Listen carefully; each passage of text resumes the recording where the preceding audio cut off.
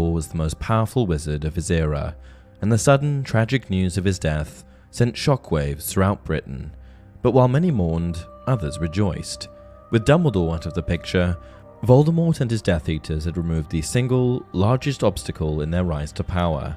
And even though Severus Snape might have cast the final spell that killed the much-beloved headmaster of Hogwarts, it was Lord Voldemort's curse that truly murdered him. So you might be curious, what exactly did Voldemort do to Marvolo Gaunt's ring in order to have such a lethal effect? We'll uncover that mystery and more in today's video. Marvolo Gaunt's ring. As we've already mentioned, there was much more to Dumbledore's death than the final curse that Severus Snape cast during the Battle of the Astronomy Tower. Months before that conflict, Albus Dumbledore had tracked down one of Voldemort's Horcruxes, a small ring crowned with a strange, dark stone. The ring wasn't just another personal item of Tom Riddle's, like the diary that Harry destroyed in the Chamber of Secrets. No, this ring actually contained one of the Deathly Hallows. The dark stone that rested within was none other than the Resurrection Stone, an ancient magical relic that had the power to summon spirits back from the dead. When Voldemort had stolen the ring from his uncle, Morfinn Gaunt, he presumed it was just an heirloom passed from generation to generation within the Gaunt household.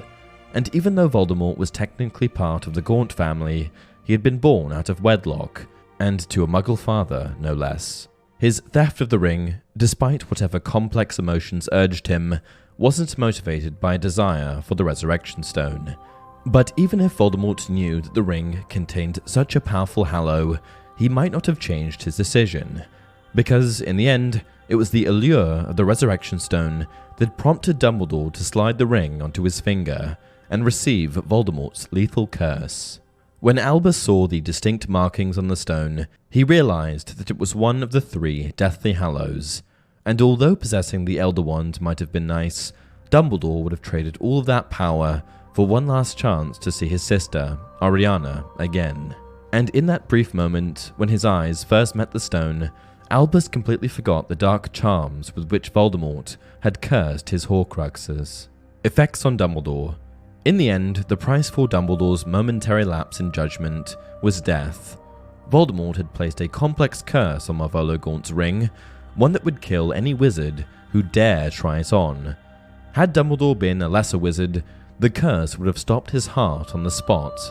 But with the help of Severus Snape, the curse was confined to a single hand, granting the headmaster a year or so to live, until death would finally take him. When you look at the immediate aftermath of the curse, you might have thought it was a slow-acting killing charm. Many readers have misunderstood the effects of the curse, and believe that it took far longer to murder its victims than it actually did. But, as we've already explained, Albus's situation was unique, and it took every ounce of Professor Snape's experience to halt the progression of the curse, and even that would only last for a few months. How exactly was the spell made? By now, you might be wondering, how exactly did Voldemort create such a horrifying curse? Well, the answer to that question is pretty complex. Although J.K. Rowling has given us hundreds of spells and charms, and a long list of spellcrafters to go along with them, she never actually explains how they're created. In fact, spellcraft is one of the most mysterious parts of Harry Potter lore. If we compare it to another magical discipline, like concocting potions, making spells is the most advanced discipline that a wizard can aspire to. With a simple search through one of the books on Professor Slughorn's wall, you can find a full list of ingredients and a step-by-step procedure for any number of potions. But spellcraft was different. The dangers of new spells. Actually, one of the only things we know about creating new spells is just how dangerous it was. All we have to do is look at the tale of poor Luna Lovegood's mother, Pandora Lovegood, to see how true this was. While Luna was still a young girl, Pandora tried her hand at creating a new spell. We'll never know what Luna's mother was trying to achieve with the new charm, as no written records of the spell's origins survived.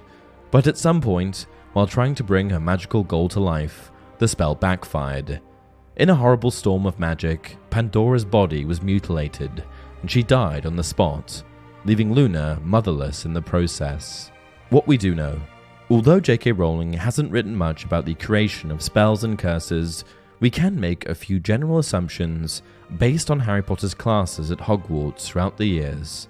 In general, beginner students needed 3 or 4 basic components to effectively pull off a spell: drawing a pattern with their wand, reciting an incantation, their own innate magical abilities, and perhaps other body movements, like whipping the wand with their arm at the final moment.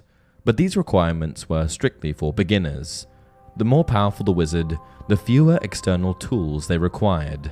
Albus Dumbledore and Lord Voldemort, in particular, were highly skilled at non-verbal and wandless magic. With only his incredible skill and magical abilities, Voldemort likely was able to create the curse on Mavolo-Gaunt's ring without harming himself, unlike other witches and wizards, like Pandora Lovegood. Although curses were capable of lying dormant in physical objects and attacking their victims upon physical contact, it's interesting to note that Voldemort didn't seem to use a version of the killing curse on the ring. Instead, he opted for a different, custom curse that ultimately resulted in murder. What did other unique curses look like? To be honest, Voldemort's method for creating the curse on Mavolo-Gaunt's ring might be a little too esoteric to be satisfying. Unlike the swelling solution, which was a potion with straightforward ingredients like dried nettles and pufferfish eyes, Voldemort's dark magic probably involved a lot more intangibles. But at least, we can look at other custom curses that arose during the 20th century to see what cursecraft could create. At one point in the 90s, a dark wizard placed a curse on a CD case. If you so much as placed a single finger on the square, plastic container, you would burst out in a fit of laughter. But it wasn't simply a pleasant chuckle, the laughing would continue forever. Another cursed relic, an opal necklace from Borgin & Burke, came to notoriety in the 90s as well. The curse placed upon it caused its victim to levitate into the air and die in horrific fashion. Even those that didn't wear the necklace and merely touched it with their bare skin could be killed. Voldemort himself was responsible for countless curses throughout the century. It was reported that he had cast a curse upon the Office of Defense Against the Dark Arts at Hogwarts. So long as Voldemort lived, whoever taught the subject at Hogwarts was destined to die or lose his place after only a year of work. How could the curse be broken? Now, if you ever became the victim of curse, the first thought on your mind might be, how do I cure it? Thankfully, plenty of curses have easy-to-find remedies, and even the most extreme curses could be undone if the creator was killed. But in Dumbledore's case, the curse upon Mavolo-Gaunt's ring was particularly vile. Even after Severus Snape spent weeks studying it, the wizards failed to find a cure. The best they could hope to do was slow the curse's spread. However, since the curse was designed to protect one of Voldemort's Horcruxes, Dumbledore was able to get some good from the situation. Using the sword of Godric Gryffindor, which was armed with the venom of the Chamber of Secrets basilisk, the headmaster hacked at the ring, destroying the Horcrux in the process. Conclusion. When we look back at the curse of Mavolo-Gaunt's ring for a final time, we'll find all the familiar cruelty that made Voldemort such a successful dark wizard. The curse had a simple purpose. It was designed to take the life of whoever wore its anchor. And the anchor itself wasn't just a valuable treasure trove or a secret text, it was a Horcrux, an act of dark magic that was even too vile for some of the most famous dark wizards in history. But in the end, Voldemort's magic proved to be too strong for even the combined strength of Dumbledore and Snape to overcome. With his death looming on the horizon, Dumbledore decided to find some use for his death and asked Snape to kill him and draw himself closer to Voldemort. And that's it for this video. What do you guys think? Could Dumbledore have survived if he had held on until Voldemort was dead? Do you know what this curse is?